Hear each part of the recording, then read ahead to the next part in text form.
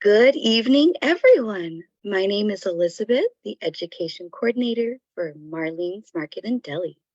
Tonight's special guest that we have with us is Dr. Kristen Allott.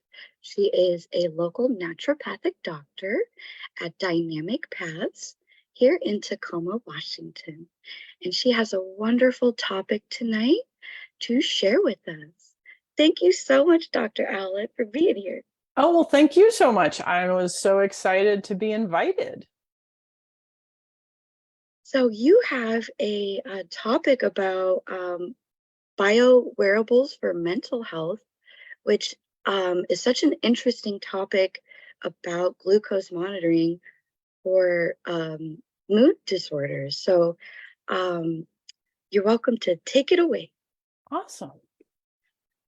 Well, this is kind of my new favorite topic because it's making such a big difference for people, and I appreciate that it's a little out of the box kind of discussion, and that Marlene's was like, sure, we have to hear about that. So tonight, what we're going to do is we're going to talk about how glucose impacts mental health, but we can now use continuous glucose monitors to see individually what's really happening. And I think this is a really up and coming tool. It's not easily accessible right now, but like in 2 years, it is going to be very accessible. So we can all be very excited that we're kind of on the cutting edge of something new. And then we're going to review tools to help stabilize glucose regulation, regardless if you have a glucometer. And this is information that I use in my practice and I've written about, and I'm going to give you a lot of free tools so that you can play around with it. So a little bit on me, just so you're like, oh, where is she coming from and how does she do this? So I've been in practice since 2004, so almost 20 years, kind of amazing. And I specialize in non-pharmaceutical interventions for mental health, and I've worked in outpatient and treatment centers, and I've worked with the Superior Court system of the state of Washington in dependency court, and I'm so passionate about taking care of our brain nutritionally that I co-authored a book called "Fuel Your Brain, Not Your Anxiety" with New Harbinger, and I always encourage people to read that. To be fully disclosing, I make $1 a book.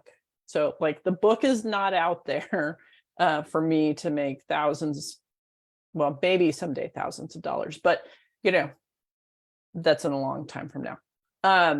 But what it is there is for people to be able to access the information without necessarily seeing me.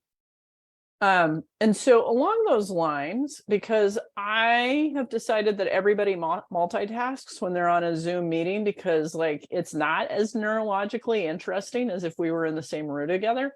And so you can screenshot this page. And if you want to go to lots of different handouts, you can go to kristenallott.com, PCCA. This is a similar talk to today. And so I just am giving you the same web page that I created for that talk. Partly because I'm not technologically savvy enough to create my own page for this talk. So we'll call it recycling, using recycling. And you can also go to proteinforall.org. It has a lot of free resources. So we have basically the book. If you go through this web page, you can get the book without buying it. Okay, so to start out, my lawyer insists that I say that this is a educational seminar and for informational purposes only, and nothing is really intended to be medical advice or consultation, recommendation, or diagnosis. And so like you're going to get hopefully some new information, and you will either decide to implement it or go talk to a provider such as a therapist or your primary care physician to see if it applies to you. But I am not influencing your health in any way. Okay, so let's talk, because we were talking about mental health. And if you don't know, the manual that defines all the mental health conditions is something called the Diagnostic and Statistical Manual of Mental Health. And it's the 5th version of it. And honestly, it's useful in terms of creating some dialogue on what it is, but I'm not a big fan of it. But I am a big fan of the page that says before any mental health diagnosis is made, a full medical exam, including physical exam and blood panel, should be performed before screening out all sorts of pre-existing medical conditions. That's not really what's happening. Just to say, most people are like, they go in and they're like, I'm anxious, I'm depressed, and they're like, here's a pill, try therapy, right? And so I put this in here almost every talk because I just want people, before you go in, if you think you have a mental health condition or you've been diagnosed with a mental health condition, ask your physician or your primary care provider, maybe a nurse practitioner, it doesn't matter. Can we rule out other things like nutritional deficiencies, glucose control problems?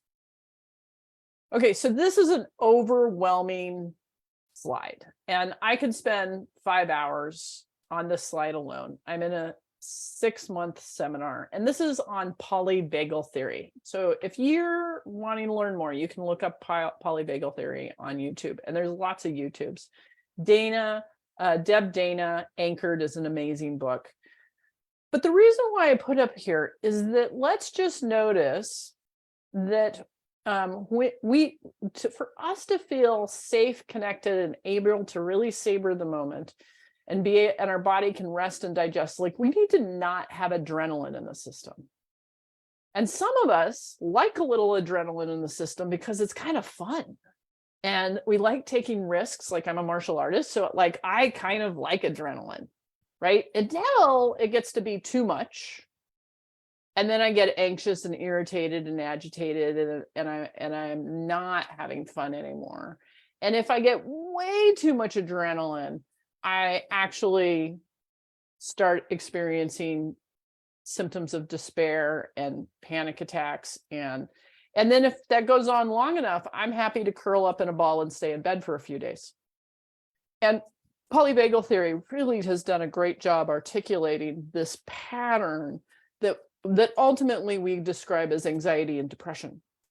The reason why I bring that up is that I just wanted to note that the more adrenaline you have in the system, the more likely you're to go into this fight or flight or freeze survival mode that is a part of most mental health conditions. Okay.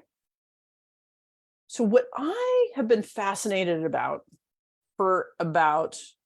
since the beginning of my practice, 2004 forward, and wrote a book about is glucose control, how glucose plays into this. And then I wrote a book, and then continuous glucose monitors became available to the general public right after I published a book. It would have been so great to have an entire chapter on continuous glucose monitors, but it didn't happen. So you get to have the backstory on it. So here's what we know about glucose. You can look at these numbers, but these are standardized from the medical world. Everybody's going to have a glucose alert value at 70. That's when our brain's like, whoa, like, this is when you're at your car, the gas is it empty? And you're like, how far under empty can I go? Right? That's like, 70 is empty for everybody. Sometimes 90 is empty for somebody because they're a little on the pre-diabetic range. So I just want to be clear that these numbers can change individually. But let's look at what happens when we go from fed to glucose alert. So when we have a meal that has protein, carbs, fiber, fats in it, we eat and our body and the cells start taking it in and packing it away. And then we start thinking about food and we start feeling hungry. And some people are like, I think about food about every 3 hours. That's actually probably right? That's kind of normal physiology. But if we ignore those signals because we're busy at work or because we're like, we shouldn't eat that frequently. I mean, there's all sorts of reasons why we ignore those ceiling. Then we're going to hit a little bit of fatigue, or some people, a lot of fatigue. So some people, they're like, after lunch, like all I can do is take a nap because I'm so tired, right? That's this physiology that's driving this. And if we ignore that fatigue syndrome, then our body starts to release some hormones, including adrenaline and cortisol. And this is going to go to our survival part of our brain and say, something bad is about to happen. Even though we're fine, nothing of interest is going on, we're going to start to get a little agitated and a little irritated.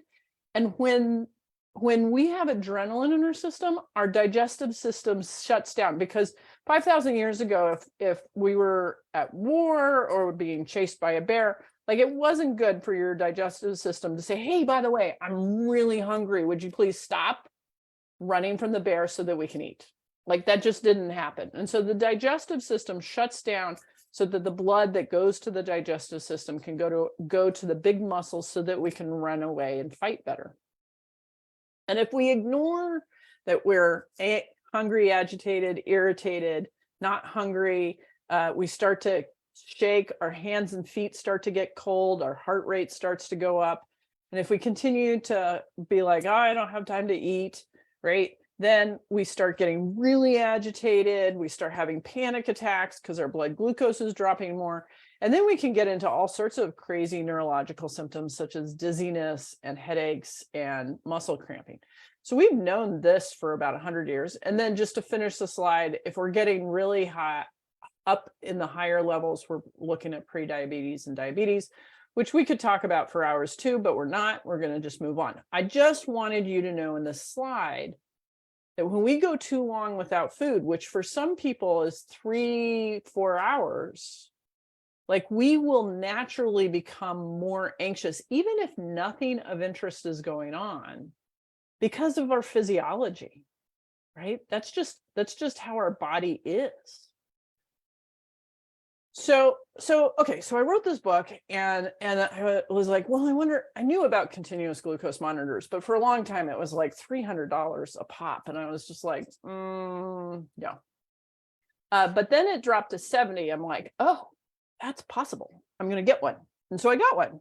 And here is an example of my normal day, right? Pretty flat. Like, I'm eating breakfast, lunch, and dinner, but like, I'm not eating high carbs. You know, I'm pretty conscious about my diet. Not that I don't eat carbs. I'm not on any particular diet, but I make sure that I eat my protein and my fat and my veggies and then my carbs at the end. And so I get a pretty flat line, which is good, because you don't want more than a 30-point swing, right? So then the next day I was like, let's see what carbs do. Right? And I was like, let's have pancakes for breakfast with maple syrup, which I'm not against. I do this on a semi-regular basis. Let me be clear. I do not find it necessary to have a perfect diet. But look at this. Like, I go from about 90 to about 120. That's a 30-point pop. And then I call this a ski slope. And this is where I'm going to feel tired. Even though I'm not low blood glucose, if your checking account, if you're watching your checking account and it's falling this quickly, are you going to be nervous? Perhaps, right? So, and then I had Thai food with lots of rice, and now I'm getting way high, 150. Now I'm a good 50, 60 points above my baseline. And then I do another ski slope, and then I had some Indian food, and then I had dessert.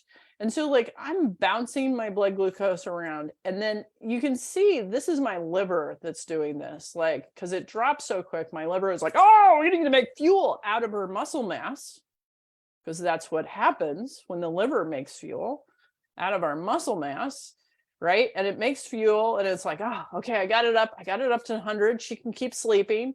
Oh, I can't do this.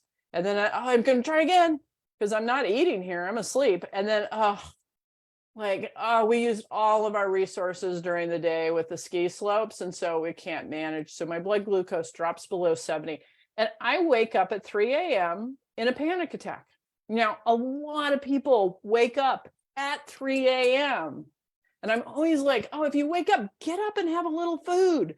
Oh no, it's not good to eat in the middle of the night. It's not good to not go to sleep, right? Like if you're hypoglycemic because you're waking up at 3 a.m. and your brain's like, and you're up for 2 hours with that like committee meeting, get up, have a little bit of juice and a handful of nuts, and you'll go back to sleep, which is what I did. I went back to sleep, raised my blood glucose, had breakfast. Now on here, I go back to my normal day. And even though this is my normal day, I'm having a really hard time managing my blood glucose because, and this bouncing around is going to create sugar cravings. It's going to create moodiness, right? And then even though I was like, oh, I'm going to go back to my normal diet, somebody offered me a root beer float. Oh, so much fun. Root beer float is such a dopamine high. I was like, oh, this feels so good. But check this out. Like instantly, insulin comes into the system and is like, oh, we got to get this in cells. Whoosh. And I am really clear that my family was not actually as annoying as I believe they were. Like, if you had asked me, I was just like, oh, they are so, that tone of their voice and what they're doing and da da da. Like my inner critic was like, and I'm like, this is just root beer float. Like, really, you need, because my blood glucose drops more than 50 points in less than 30 minutes. That's crazy, right? And even though I didn't go technically low, because my liver pulled it out, like that's really hard work, right? Okay, so that's me. This is how 3 a.m. can often happen with people, 3 a.m. waking. A couple other people. So this patient comes in and she feels like she's anxious all the time and she's fatigued all the time and she wants a diagnosis of ADHD. And I'm like, well, that's really complex when you're in your 40s, because usually that's not when ADHD shows up. So let's go do a glucometer. And when she brought this in, I was just like, I don't know what's going on with you, but I know that people are going to be disorganized and anxious and fatigued with their blood glucose at 68.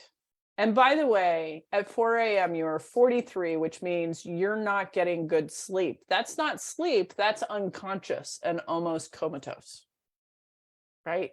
Like that's not healthy. So let's clean this up and see how you're doing. So 11 days later, by doing and I'll show you the experiment, and it's eat protein with something with other food like carbs and fiber and vegetables, but protein every 3 hours.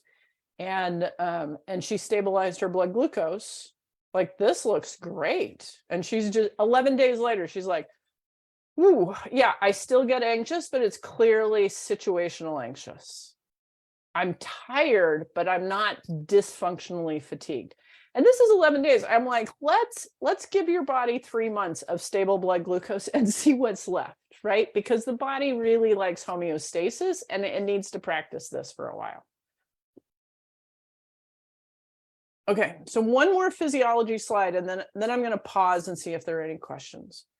So there's this piece that people don't understand about physiology, and it's the consequence of not eating enough protein or not eating frequently enough. And that is when our brain is like, I'm running out of fuel. The body's like, oh, okay, we're going to make fuel without eating, right? And so we need hormones to do that. And so these are the hormones that they do. So we get that adrenaline going, and the liver's like, I got it. I am going to make I'm going to make glucose for the brain because the brain is Grand Central Station and we need to keep it going at all times.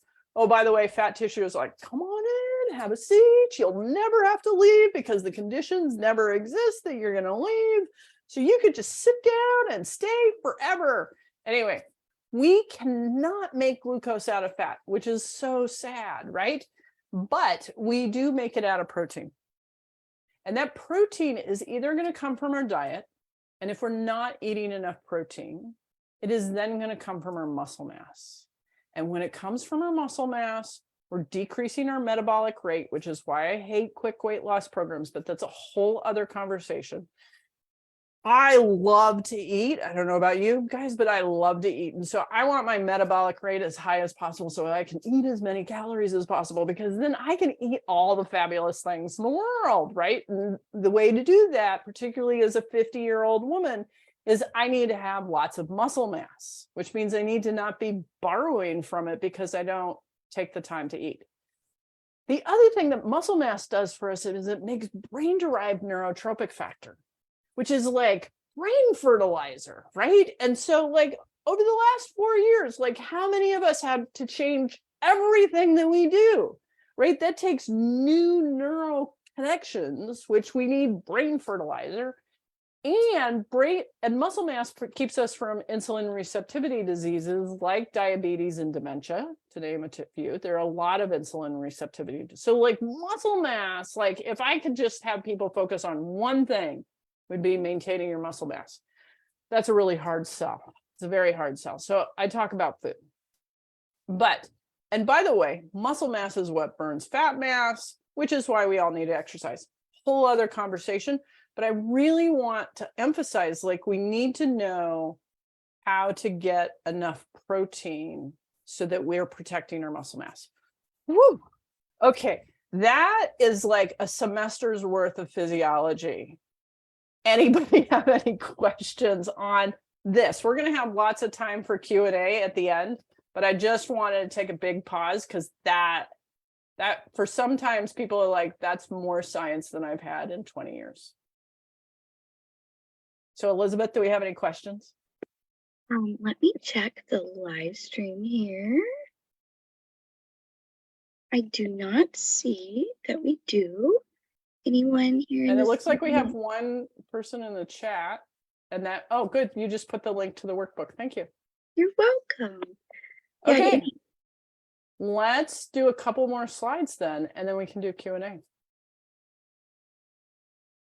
Are you talking, Elizabeth? Oh, I was saying the lizard brain treat. Okay, great. I was fabulous. like, oh, I did. It looked like you were talking and I didn't hear anything. So lizard brain treat, this is what I call quick fuels, right? In the lizard brain treat. And so this is a top box of juice. It's a 1/4 cup of juice. It's not a gallon of juice. It's not even 8 ounces of juice. It's just a really fast, quick fuel backed up with some protein in terms of nuts.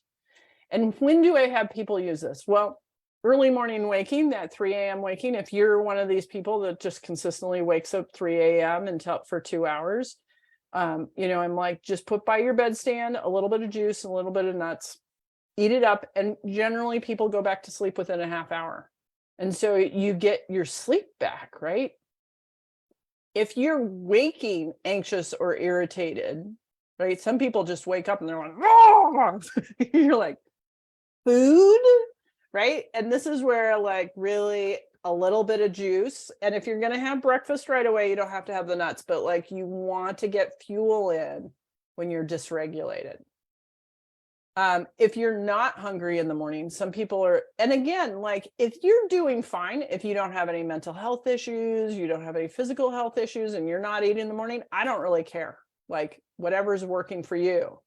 But if you're struggling with fatigue and mental health and weight gain and cardiovascular disease and diabetes, like eating in the morning is really important. And eating a savory breakfast in the morning is with protein in it is really important. Another place where I find lizard brain treats are helpful is, and this was pre-pandemic, is as I would work with parents and they would have these very complex days and then they would go home to children and the children would not have eaten and the parent will not have eaten and they have to make dinner, and like the meltdown that happens between walking in the door and getting dinner made is just utter chaos. And I was like, okay, before you walk in the door, I want you to have a handful of nuts and I want you to feed your kids a handful of nuts and maybe some dried cherries or cranberries or raisins while you prepare dinner so that everybody can keep their brain together and not lose it. And then the pandemic happened and I say, okay, before you leave the closet that is now your workspace, I want you to eat something. So whatever that transition time is, like, or if you're anxious, irritated, agitated. It's been very interesting with the pandemic because I've been doing telemedicine and people would come in and on the screen and they would be like, oh, blah, blah, blah, blah, blah, blah. And I'm like, stop. We need to go get food. Go to the kitchen. Take your laptop. Let's go to the kitchen and there's nothing to eat in the kitchen. And I'm like, surely there is a bag of white sugar. Like just spoon in white sugar because I want your smart brain, not your lizard brain. Like, and of course they go to the kitchen and there's yogurt and there's cheese and crackers. Like there's something, right? Like we find something to eat. And they put it in and it takes 5 to 10 minutes and they're like, oh, blah, blah. And then my boss and blah, blah, blah. And then like all of a sudden they go click. And I'm like, hi. And I'm like, hi. And I'm like, you had a bad day. I did. I'm like, okay. When was the last time you ate breakfast? I'm like, so part of the bad day is that you went too long without eating. And part of the bad day is that, somebody was mean or whatever it was, right? So like, if you're prone to anxiety, irritation, agitation, reactive symptoms, always have food with you and try it, right? And you don't need a continuous glucose monitor for this. You can just try it and be like, okay, I'm going to try it 3 or 5 times and see how many times it works. The second experiment, which is on the websites that I've given you, is eat protein every 3 hours for 3 days. So generally speaking, and so if you're a vegetarian or vegan, like it's a little more complex to just come up with a standard diet because you have to know what protein sources the vegetarian vegans are willing to do. And everybody has different sources. And then you have to calculate how much protein is there. And so I haven't standardized that, but there are examples of that on the website, fuelyourbrain.org. But a omnivore kind of suggestion for this is 2 or 3 eggs, a piece of toast. If you're gluten-free, just do a carb. You don't have to add toast, just do some kind of carb. An apple, because we want fiber, right? Or you could, like and so I put a little suggestion, you could do rice protein shake or right for the vegans or whey protein shake, do something, right? But if you get up at 7, you want to eat by 8, you want to eat within the first hour. And then 3 hours later, like just eat a little something with protein in it, right? A handful of nuts, a spoon of nut butter. That's what I got in my office. Cottage cheese is super high in protein, just something to go. Like I've worked with really busy ER nurses and they're like, oh, I don't have time to eat it. I was like, you cannot throw a handful of nuts in your mouth. And they're like, oh yeah, I can do that. And I'm like, okay, do it for 3 days and see if it's worth it. And they come back and they're like, totally worth it. And then lunch, you want to have enough protein, which is you want between 20 and 40 grams. And if you're a vegetarian, I put a vegetarian example in this. It's a lot. So you got quinoa, and there's a chart that breaks down how much protein is in each thing. So I help you through that in the book or in the handouts. But you need to figure out how much protein you're getting because we need to unless you're under 100 pounds, you need to be getting at least 65 grams of protein per day. And really, you need to divide that up into no more than 20 per meal, unless you are really athletically fit. And then you can do more than that. But otherwise, really more than 20 grams of protein, you're just adding to fat mass. So you're going to have lunch. You're going to get 20 grams of protein or a deck of cards, of meat. The size of a deck of cards is 20 grams. So you're going to have something for lunch that has 20 grams of protein in it with carbs and fiber, and then you're going to have another snack, and then you're going to have again 20 grams of protein, and round out your meal. And if you have sleep problems, you're going to have protein before you go to bed. And you're going to try this for 3 days. And what it's going to do is it's going to stabilize your blood glucose. And you'll either be like, well, that didn't feel any different. And I want you to go back to your old diet, because some people notice the change the negative change, and some people notice the positive change. Most people are like, if their fatigue level, let's say 10 is lots of energy and 1 is I'm not getting out of bed, and they're at a 5, this will bring them up to a 7 or 8, which is pretty awesome, right? That makes you functional. And then you have to figure out how to maintain it. But it helps with fatigue, depression, anxiety. Okay.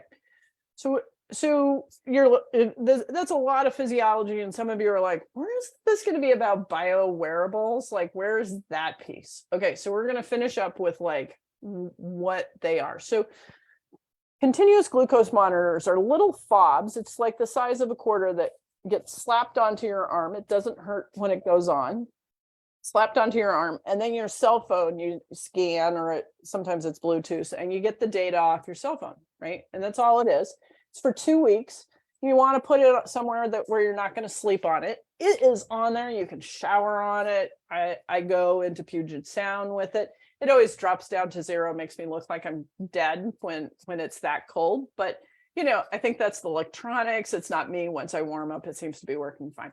So like you can live your life with it. And then after about 10 days to 2 weeks, depending on what type it'll stop working, and you'll peel it off and put a new one on, or you got the information you needed. So where can you find it? Okay, so there's a whole bunch of startup companies that are figuring out how to get continuous glucose monitors to people.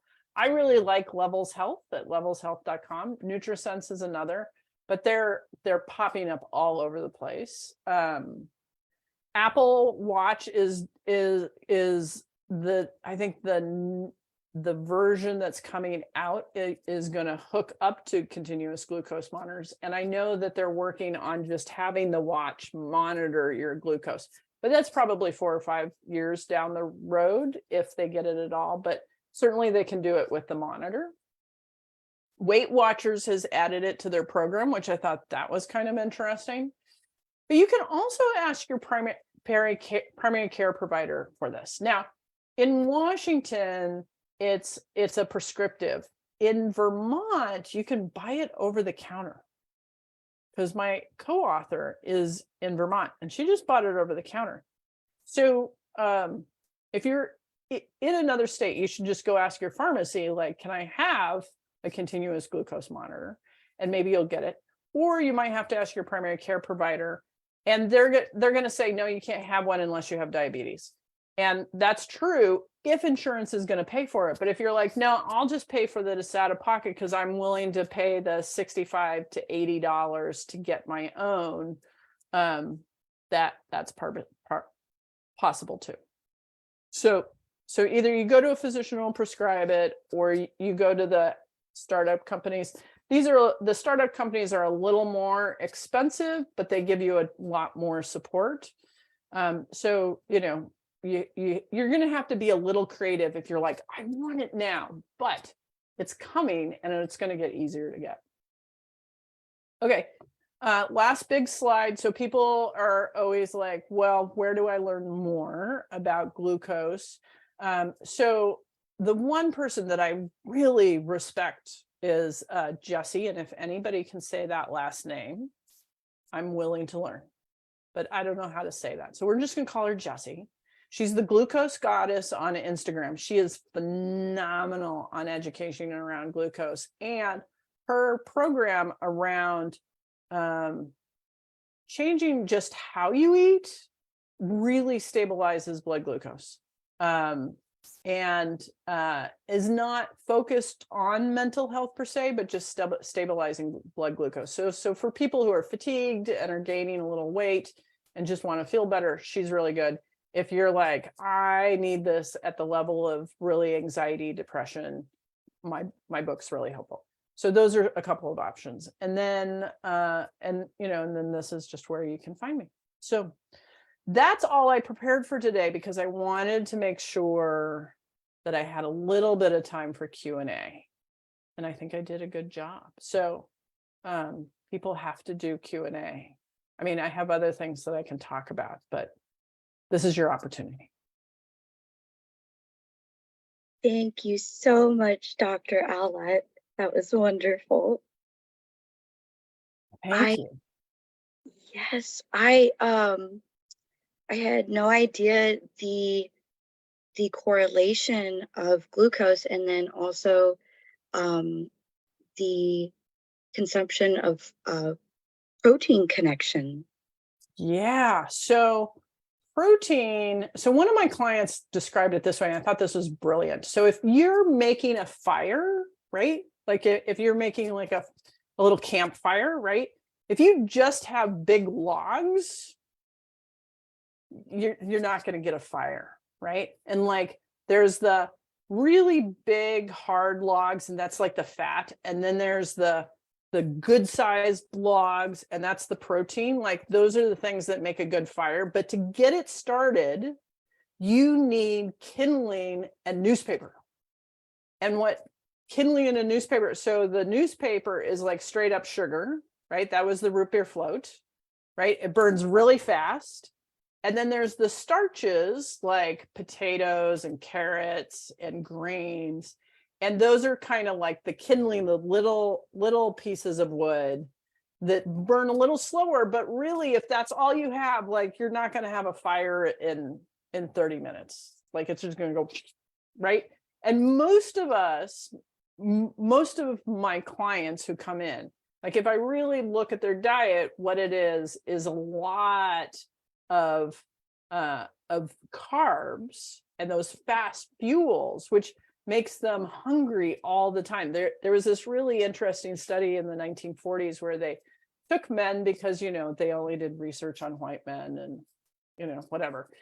But they were like, hey, we want to feed you carbs throughout the day and see what happens. And so they fed them just carbs throughout the day, and they ate 6,000 calories a day and were hungry at the end of the day because they would just burn up and burn up and burn up and burn. And the brain kept on going, I'm hungry, I need fuel, I need fuel, I need fuel.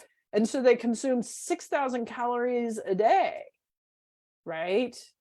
And then they did another study where they just fed them protein, right? Just pork chops, and they were like, oh, awesome, pork chops. But they didn't do very well either, because we need carbohydrates to like break down that protein so that we do well, right? And so like the take home, and this is why I really like Jesse's book, is she's like, eat your veggies first because that slows down the carbs, then eat your protein, then eat your fats, and then the last thing you want to do is eat your carbs, because you don't get this big glucose spike. And it's those big glucose spikes that really create cardiovascular disease, diabetes, dementia, fatigue, skin conditions, mental health conditions, right? Like it's this bouncing around that's really hard. I hope that makes sense. It does. I love that analogy. Yeah. And so we want carbs. And just like when you're making the fire, first you put those big logs in, and then you put the kindling in the bottom, and you light it so that it'll burn. Yeah. That's fabulous. I'm gonna use that for my own Yeah. fueling purposes. Yeah. Yeah. Awesome. So any other questions? Any questions, folks? Don't be shy. I check Facebook here. Well, what we could do is say goodbye to our Facebook Live friends and open up the questions in the Zoom here. We thank you for watching, all those that are watching here live on Facebook and for the replay. And big thanks to Dr. Kristen Allott. She has a lot of great more information on her website, so check it out. I have her website in the comment section. Thank you. Thank you.